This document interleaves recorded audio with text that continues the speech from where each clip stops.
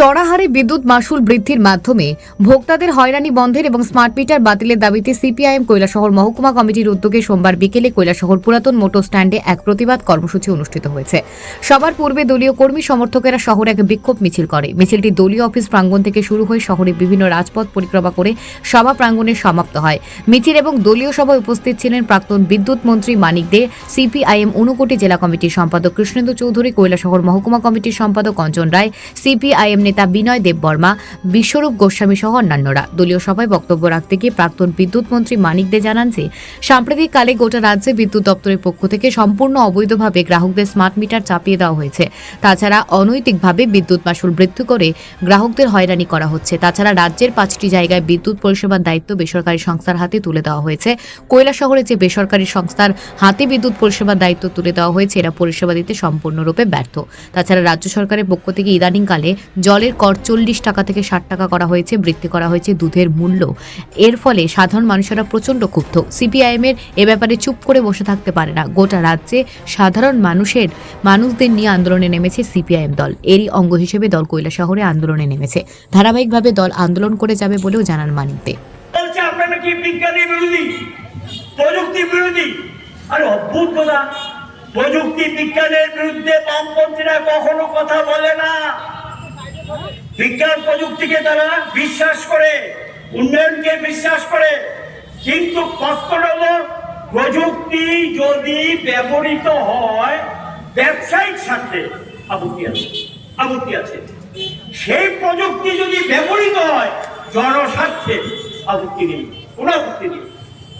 কিন্তু এখন এই যে মিটার তো আমরা আশঙ্কা করছি বুকে অলরেডি যারা লাগিয়েছে চিৎকার শুরু করে দিয়েছে।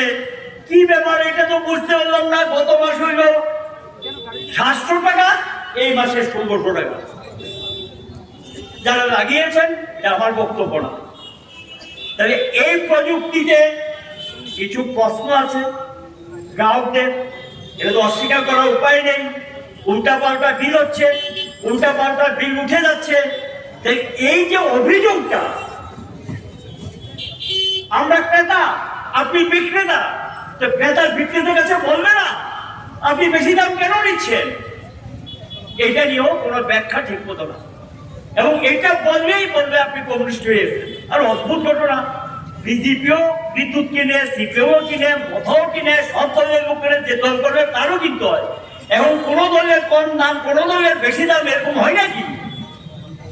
সবাইকে বেশি দাম দিয়ে কিনতে হয়। খুব বিক্ষোভ থাকবে। এখন এই খুব বিক্ষোভগুলো মানুষ থেকে তৈরি হয়েছে, এবং এই নিয়ে স্মার্ট মিটার গুলো নিয়ে প্রশ্ন উঠেছে মানুষের। আমরা এই কারণে বলছি আপাতত এটা স্থগিত রাখো, মানুষকে বুঝাও।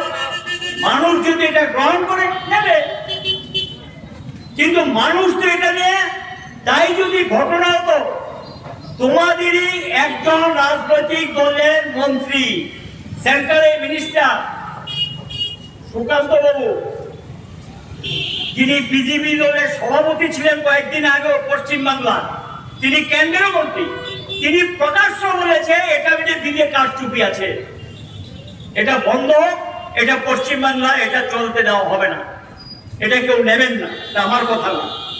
অনেকেই দেখেছেন ফেসবুকে, এমন টিভিতে ওনার বক্তব্য চলে, এমন কোন টিভি এও বলে দিচ্ছি, দূরদর্শন, গভর্নমেন্টের টিভি, দূরদর্শনে বেরিয়েছে ওনার বক্তব্য।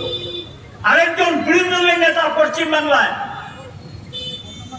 তিনিও তো বিজেপি দলের অন্যতম নেতা, তিনিও তো বলেছে যে বিরাট কারচুপি আছে, এটা পশ্চিমবাংলা করতে দেব না।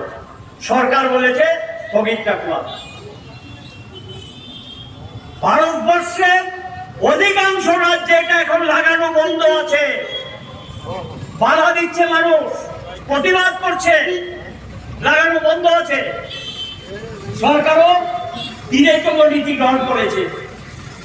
আমাদের রাজ্যে আমরা দেখলাম তৎজলদি এক্ষুনি সেরে গেল, তাড়াতাড়ি করে ফেল, এই ধরনের একটা ভাবনা চিন্তা নানা দিক থেকে শুরু হয়ে গেছে। এত হাতায় কেন? সময় না, মানুষের কথা শুনো। যদি মানুষের কথার মধ্যে কোনো যুক্তি থাকে, মানতে আপত্তি আছে, তাদের তো শোনা হবে।